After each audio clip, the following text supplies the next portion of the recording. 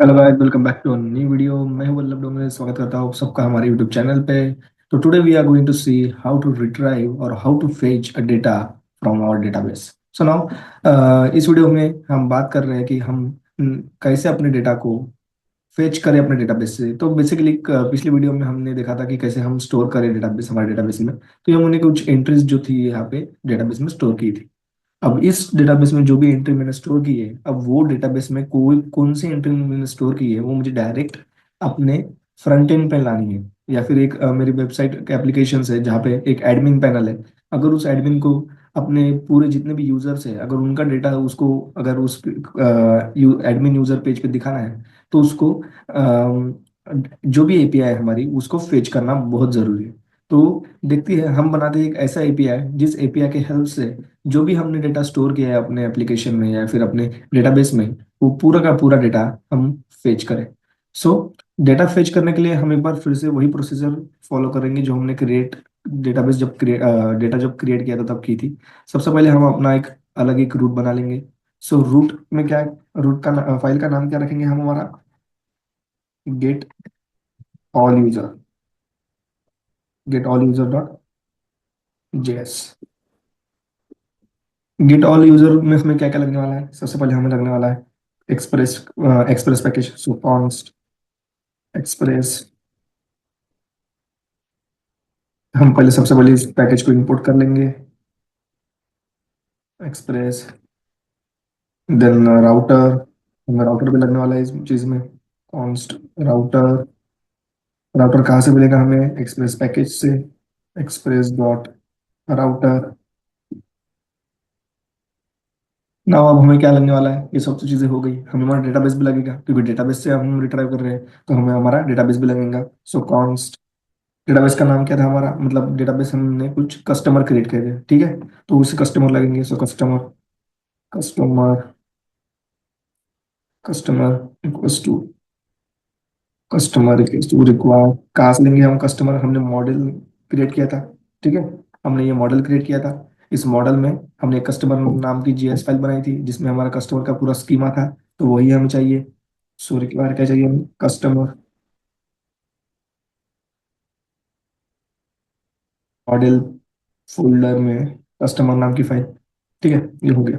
अब उसके बाद हमें अब रूट बनाना पड़ेगा, एक एपीआई बनाना पड़ेगा कि इस एपीआई पे, इस रूट पे हमें हमारे पूरे यूजर हमें हमें वहां पे मिल जाएंगे। सो राउटर डॉट, देखिए हमने क्रिएट करने के लिए कौन सी मेथड यूज की थी? ब्राउजर की पोस्ट, पोस्ट की यूज की थी क्योंकि हमें कुछ डेटा इंसर्ट करना था, ठीक है। अब गेट करना है, मतलब हमें यूज डेटाबेस से जो भी अपना डेटा है वो क्या करना है? रिट्राइव करना है हमारे अपने फ्रंट एंड पे दिखाना है, या फिर हमें फिलहाल अब रिट्राइव करना है हमारा पूरा डेटा। तो रिट्राइव करने के लिए क्या करना पड़ेगा हमें? ऑब्वियसली हम यहाँ पे गेट मेथड का यूज करेंगे। So required dot gate, okay, router dot gate, sorry, router dot gate. Router dot gate में क्या करेंगे? कौन से पाथ पे हम करेंगे? अगर ऑल यूजर्स, ऑल यूजर नाम का मैं पाथ बनाता हूँ, इस ऑल स्लैश ऑल यूजर के इस पेज पे हमें हमारे पूरे जितने भी यूजर्स हैं वो हमें मिल जाएंगे। उसके बाद मैंने आपको हर एक वीडियो में बताया है, जब भी आप डेटाबेस के साथ मैनिपुलेट करो, जब भी आप डेटाबेस के साथ खेल रहे हो, तो डेटाबेस के साथ खेलने के लिए हमेशा असिंक कमेंट का यूज करना। सो असिंक। उसके बाद क्या है हमारे पास? रिक्वेस्ट और रिस्पॉन्स। इसको रिस्पॉन्स, एक मैं इसको एड फंक्शन में डाल देता हूँ, ठीक है। अब हमें जो भी बात लिखनी है, जो भी इसमें डेटा लिखना है, वो हमेशा हमें ट्राई कैच ब्लॉक में लिखना है। So try then catch. Catch को हमेशा एक पैरामीटर पास करना होता है। सो कंसोल डॉट लॉग में यहाँ पे एक एरर कर दूंगा।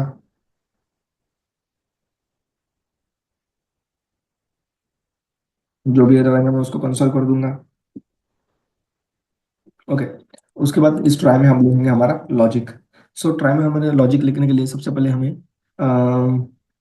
अब हमें क्या चाहिए लॉजिक में? जब हमने क्रिएट किया था तो हमने क्या किया था? जब हमने क्रिएट किया था तो हमने यहाँ पे देखा जाए, जब हमने क्रिएट किया था तब हमें क्या क्या लगने वाला था? ईमेल लग रही थी। ईमेल के बाद एक वो हमने देखा था कि वो ईमेल हमारे पास ऑलरेडी है या नहीं। उसके बाद हमने हमारा पोस्ट मेथड के हेल्प से हमने अपना डेटा क्रिएट किया था, ठीक है। अब हमारा, अब हमें सिर्फ फेच करना है। तो फेच करने के लिए तो जो भी डेटाबेस में है वो सब दे दो भाई हमको। ठीक है। तो सब देने के लिए डेटाबेस में जो भी है वो सब चाहिए। सो सबसे पहले हम क्या कर लेंगे, एक वेरिएबल में स्टोर करेंगे पूरा का पूरा data. So const data equals to, कहाँ से ले रहे हैं हम, डेटाबेस से। सो डेटाबेस के साथ अब जब भी खेल रहे हैं तो हमें वहाँ पे असिंक यूज किया है तो अवेट भी यूज करना पड़ेगा। सो असिंक अवेट। उसके बाद कहाँ से हम डेटा ले रहे हैं, हम ले रहे हैं कस्टमर से। हम दे रहे हैं, हमारा डेटाबेस कौन सा है, कस्टमर नाम का डेटाबेस है। सो कस्टमर डॉट, अब देखो हमें क्या चाहिए, डेटा चाहिए। डेटा चाहिए, अगर डेटा लेना हो तो सबसे पहले डेटा ढूंढना पड़ेगा। डेटा ढूंढने के लिए हमें कौन सी मेथड होती है, कस्टमर डॉट फाइंड मेथड। ठीक है, फाइंड कर लेंगे। अब कस्टमर फाइंड कर लेंगे। इफ, अगर उसमें डेटा ना हो, अगर उसमें डेटा ना हो तो हम क्या रिस्पॉन्स शेयर कर देंगे, response dot send data not found, क्योंकि हमारे अब डेटाबेस में कोई डेटा अगर है नहीं तो डेटा नॉट फाउंड हम रिटर्न कर देंगे, डेटा नॉट फाउंड। ठीक है, अगर डेटा मिल गया तो, डेटा मिल गया तो भाई बहुत अच्छी बात है, वो पूरा का पूरा डेटा हमें दिखा दो। सो अदरवाइज क्या करेंगे, हम रिटर्न करेंगे स्टेटस के साथ। So response dot status, response dot status 2000, status 2000 मतलब एकदम ओके स्टेटस है। उसके बाद एक जेसन फाइल में हम पूरा अपना डेटा दे देंगे। सो जेसन, सो जेसन हमें चाहिए हमारा एक पहले मैसेज प्रिंट कर देंगे कि मैसेज है भैया तुम्हारे पास, all data fetch, all data fetch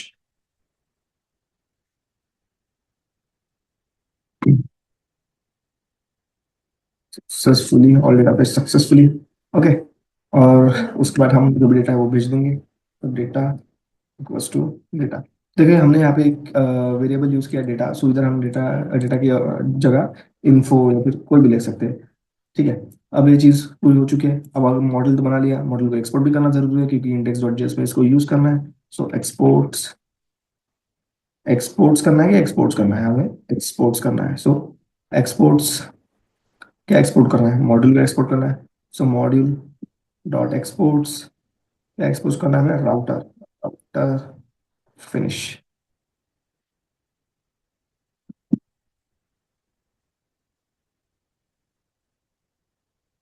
sorry, हमें मॉड्यूल डॉट एक्सपोर्ट्स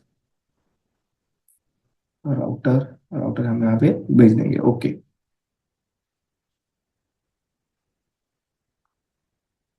मिनट,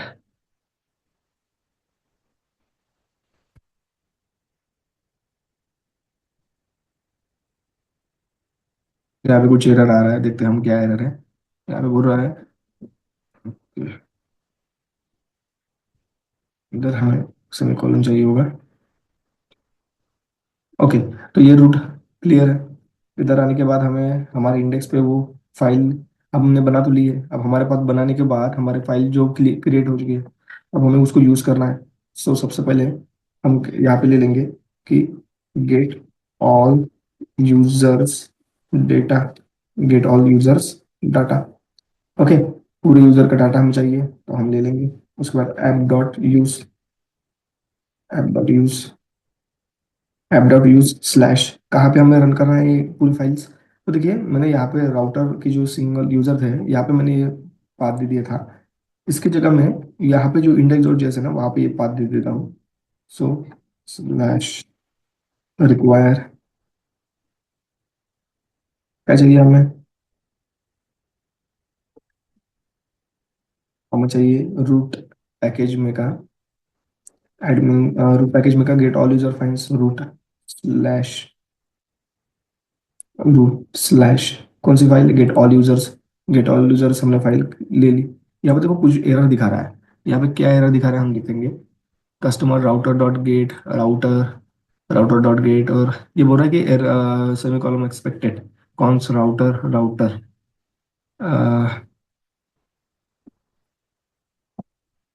एक बार राउटर डॉट ईमेल,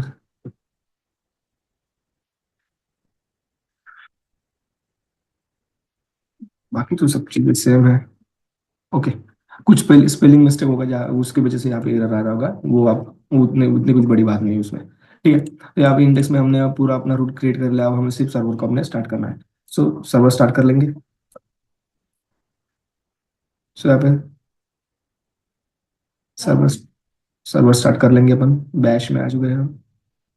बैश में आने के बाद यहाँ पे सीडी, हमें बैकएंड में जाना पड़ेगा क्योंकि हमारी फाइल बैकएंड में है। तो बैकएंड में जाने के बाद node index dot index dot JS जाने के बाद ये फाइल, ये देखो package not found, find model. अच्छा, ओके, ये तो एक बार री इनिशियलाइज हो चुकी है विंडो, इसलिए यहाँ पर एरर आ रहा है एक्सप्रेस।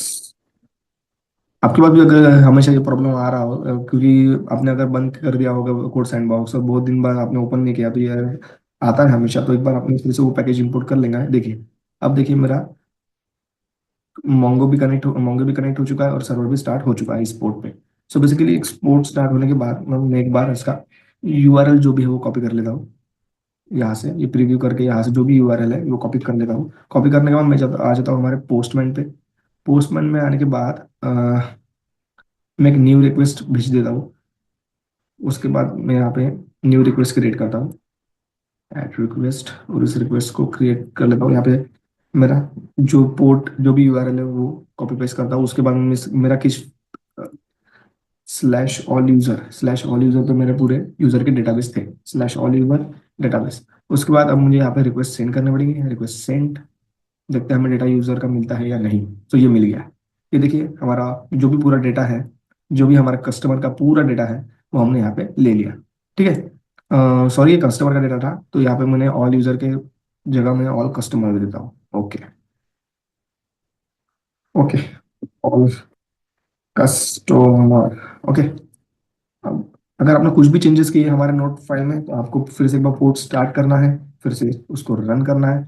रन करने के बाद एपीआई पे आ जाना है। जहाँ भी हमने ऑल यूजर लगा दिखा था वहाँ पे हम फिर उसको कस्टमर कर देंगे।